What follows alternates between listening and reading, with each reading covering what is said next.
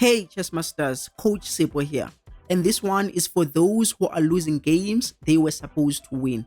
Because at some point they had a completely winning position, but they made just one big blunder and they ended up losing the game. Every chess player has made this one big blunder at least once in their lifetime. So today I'm going to share with you one secret that grandmasters use and strong players alike to prevent these unfortunate blunders. So without any more delays, let's dive into it. In this position, as you can see, black has an extra minor piece. Black has 3 minor pieces, white has 2 minor pieces. So black has an extra piece and both sides have 2 heavy pieces. The pawns are equal. Black has 4 pawns, white has 4 pawns. So white has black has 1 extra piece. But in this position, black played knight g3. And then after this move, it is a check. The king cannot get out of check by moving. There are 2 ways to get out of check. The bishop take the rook or the queen take the rook. Let's explore them one by one. If the bishop takes, then the queen will come here and it is a checkmate. If the queen takes, the white queen cannot checkmate by coming to f8. But now the queen is no longer defending the bishop. So white will take the bishop and it is a checkmate again, because the queen is controlling the dark squares and the bishop is controlling the light squares. So in short, black lost the game that he was supposed to win. Now, your question might be, how do we solve this problem? Because even yourself, you've lost positions you were supposed to win. Now, let's share the solutions. Let's go back to the starting position again. Okay, let's put the white rook. Those who have been following this channel know about the forcing moves. The forcing moves, there are 3 types of forcing moves: the check, the capture, and the threat. If you make one of these moves against your opponent, they are forced to reply. For example, if you check them, they cannot play whatever they want. They are forced to get out of check. If you capture one of their pieces, they are almost always forced to capture back, otherwise they will be material down. When you make a move, let's say it threatens their queen, that's also a forcing move. Hence, that is why we call these moves forcing moves. But the biggest mistake that a lot of players make, which leads to these unfortunate blunders we've just seen: after knight g3, of course, black is going for his forcing moves. This move is a forcing move because black is threatening to win material. Everyone knows that a rook is 5 points, so black is threatening to take 5 points and lose 3 points. So that is a forcing move. Now, the problem is that black was focusing only on his forcing moves. Now, this is how you are going to think from now on. Yes, it is a good thing to focus on your forcing moves, as we discussed on our previous videos. Look for your own checks, captures, and threats. And yes, this is one of the forcing moves. But after, let's say, you've made a decision what move you want to make. Let's say you want to play this move. Now I'm asking you to do one more thing. And this one thing, we call it a blunder check, or prophylaxis. We also call it prophylaxis. Prophylaxis or blunder check is to make sure that your opponent won't make a move that will hurt you. In other words, you try to put yourself in the opponent's shoes and you look for your opponent's forcing moves. Now, someone might ask, so what do you mean, Sipho? Do you mean I should look at all White's possible moves? Yes. Should I analyze this move? Should I analyze this move? Should I analyze this move? This move, this move, this move, this move, this move, this move, or this move, moving the pawn twice, and also the king moves. Is that what you are telling us to do, Sipho? No. When we are talking about a blunder check, you also focus only on the forcing moves. That means you put yourself in the opponent's shoes and you look only the opponent's checks, the opponent's captures, the opponent's threats. For example, you wouldn't look at this move. You won't even look at that move because this move does not fall under the 3 forcing move. This move is not a check, so you don't have to worry about it. You don't have to look at this move. You don't have to look at this move. After these moves, you can do whatever you want to do because these are not forcing moves. These are not forcing moves. So you get the point now. So, your opponent will usually have maybe a maximum of 3 or 5 forcing moves. They don't have many forcing moves. So, for example, the forcing moves in this position, White has this check, this check, this check, this check. So these are the forcing moves for the queen. And this is also a capture, so it's a forcing move. This capture is a forcing move. The check is a forcing move. Maybe the bishop attack is a forcing move. The pawn attacking the knight is a forcing move. But then in just few seconds, you will be able to get rid of most of forcing moves because you will realize that they won't lead anywhere.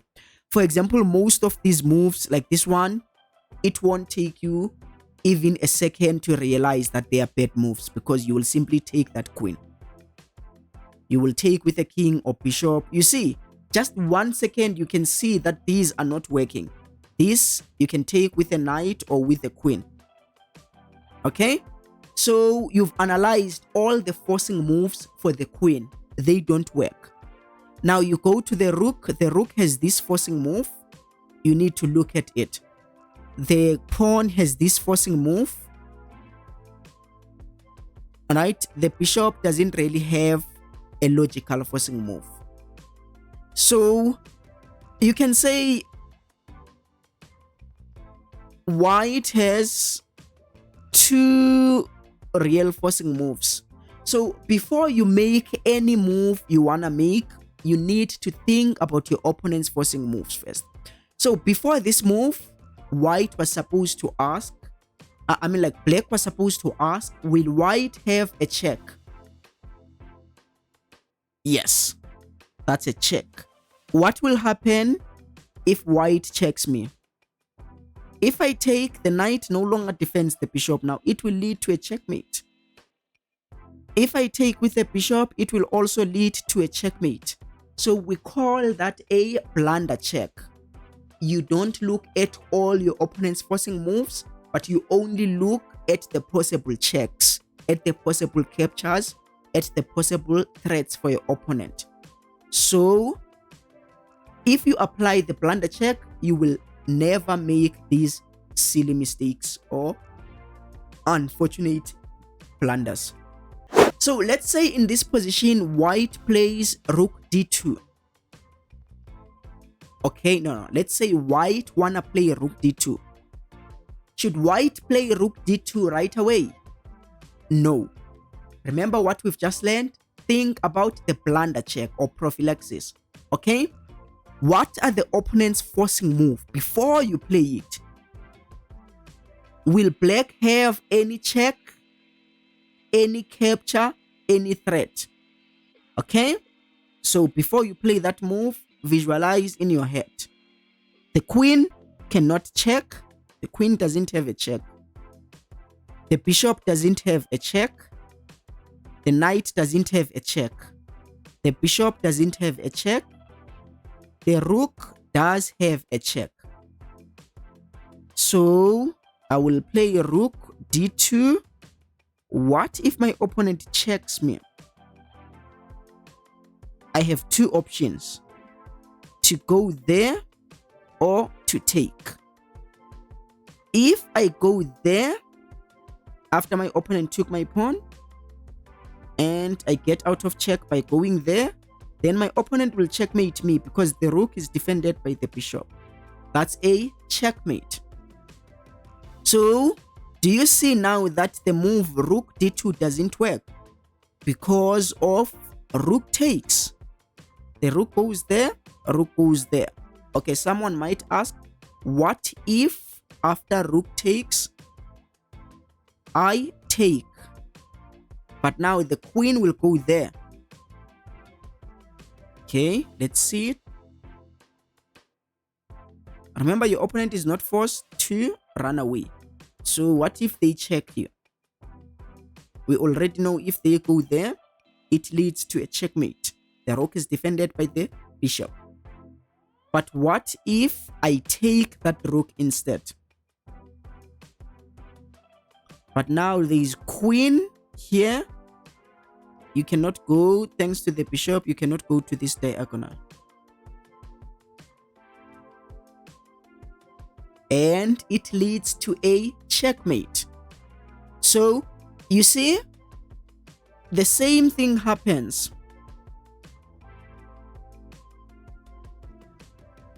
The same blunder could have happened even for white. Never make a move, even if it appears to be good or to be aggressive or whatever.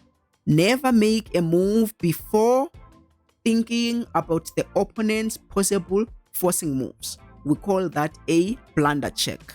So you can't go there because you will be checkmated after rook. It is a forced checkmate. Okay, let's go to one last position to demonstrate our point. In this position, it is white's turn. No, it is, okay, let's say it is white's turn. Material is equal. 3 heavy pieces for both sides, 1 minor piece for both sides. Oh, okay, white has more pawns. Black has 5 pawns. White has 7 pawns. That's a huge material advantage. White is 2 pawns up. So let's say you were playing white here. What would you do? Just try to pretend as if you had this position. You are playing in a tournament. What would you do? Just pause the video and think, what would you do? Okay, most players in this position would play pawn a4. And I admit even to myself, this is the first move that comes to my mind when I see this position. I mean, this is a passed pawn and passed pawns are meant to be pushed forward. So just push the pawn and get a queen, right? Yes, this looks like a reasonable move. But based on what we've just learned, we know now, even if a move appears to be logical or appears to be good, we don't make it right away. First, we need to think about the opponent's forcing moves. For example, in this position, black has 2 forcing moves. Bishop takes, rook takes. These are the only forcing moves that black has. Or maybe push the pawn there, attacking the bishop. Okay, let's analyze them one by one. If black takes the bishop, you can take back, okay? You can take back. If black takes, you can take back. And no. If black takes, you can't take back because your queen is undefended now. So if black takes, you are going to take the queen. When they take the queen back, then you are going to take the bishop. And material is equal. So this forcing move from black is not threatening us. But what about the other forcing move? Remember, we want to play this, but we don't play it right away. Okay? We don't play it right away. So let's analyze this one. We pretend as if we've already played this. Our opponent has this check. We take. This is the only way to get out of check. Otherwise, if we go there, now the opponent will take the bishop with a check. And then we're gonna lose the queen. I hope you are following. Remember, the reason I'm not moving pieces, I'm training you to be able to visualize, because during a real game you are not allowed to move pieces. But I'm going to move it for the sake of pushing my point, so that you understand what is a blunder check. So you can't just play that move without looking for the blunder check.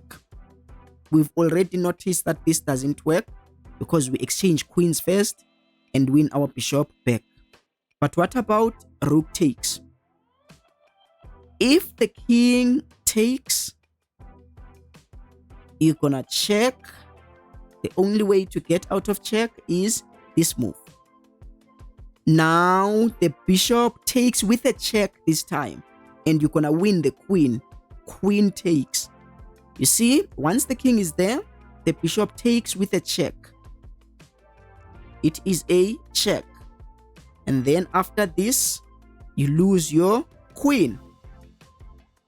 Okay? Now let's go back to the same position.